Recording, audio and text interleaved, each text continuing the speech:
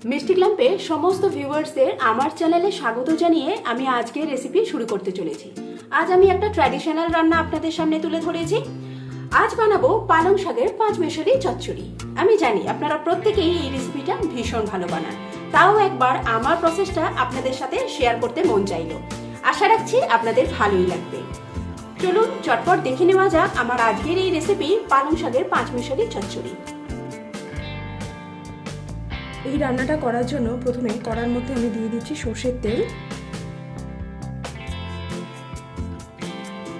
তেল গরম হয়ে গেলে একটা গোটা শুকনো লঙ্কাকে আমি ফাটিয়ে দিয়ে দেব।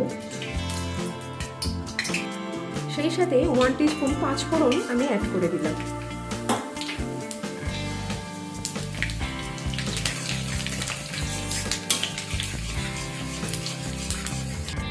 পাঁচফোড়নটা হয়ে গেলে এর মধ্যে আমি দিয়ে দিচ্ছি বেশ কিছু একটু লম্বা করে কেটে রাখা আলু।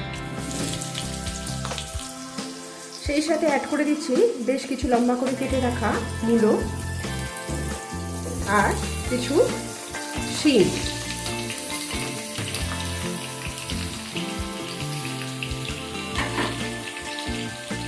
এবার এগুলোকে অল্প কিছু সময় নিয়ে একটু ভেজে নেব।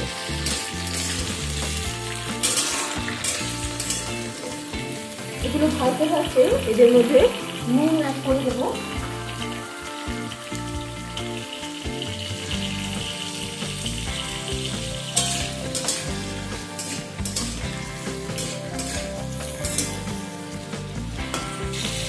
এটা আমি চাপা দিয়ে ভেজে নিচ্ছি।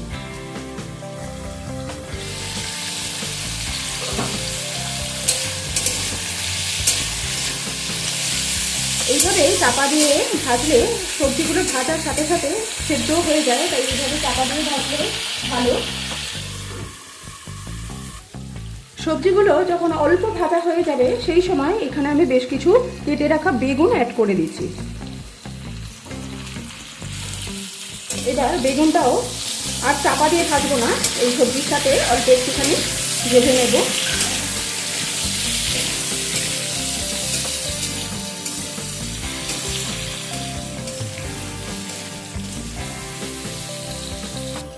সমস্ত কিছু অল্প ভাজা হয়ে গেলে এর মধ্যে আমি অ্যাড করে দিচ্ছি কেটে রাখা পালং শাক।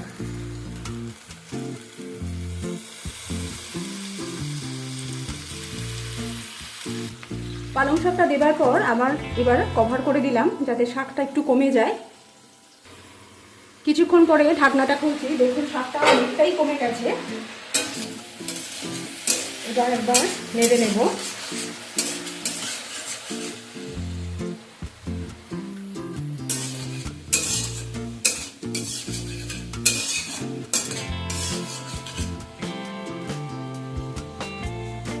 এবার আমি এর মধ্যে দিয়ে দিয়েছি 1/2 টিস্পুন হলুদ, পরিমাণ মতো নুন। প্রথমে ভাজার সময় নুন দেওয়া ছিল, সেই বুঝে বাকি নুনটা আমি অ্যাড করলাম। দিচ্ছি সামান্য পরিমাণ রেগুলার লঙ্কার গুঁড়ো, দুটো চিড়ে রাখা কাঁচা লঙ্কা, সেই সাথে দিচ্ছি 1 টিস্পুন জিরে গুঁড়ো। এবার অ্যাড করে দিচ্ছি 1 টিস্পুন চিনি। এবার মিডিয়াম ফ্লেমে সমস্ত কিছু নাড়াচাড়া করে ভালোভাবে রান্না করে নেব।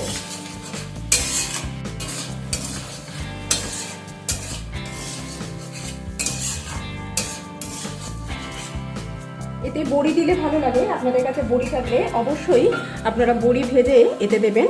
এবার এটাকে কভার করে দেব। এতে আমি আর কোনো রকম জল দিচ্ছি না, শাক থেকে যে জলটা বেরোবে তাতেই এটা রান্না হয়ে যাবে। মাঝে ঢাকনা খুলে নেড়ে দেব।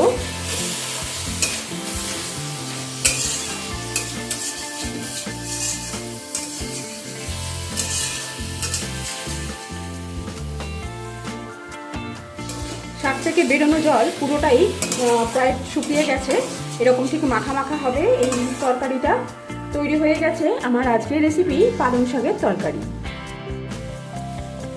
যখন সমস্ত জলটা এরকমভাবে শুকিয়ে যাবে আর এরকম তরকারিটা ঠিক এরকম মাখা মাখা হবে, এই সময় আমরা গ্যাসের ফ্লেমটাকে অফ করে দিচ্ছি।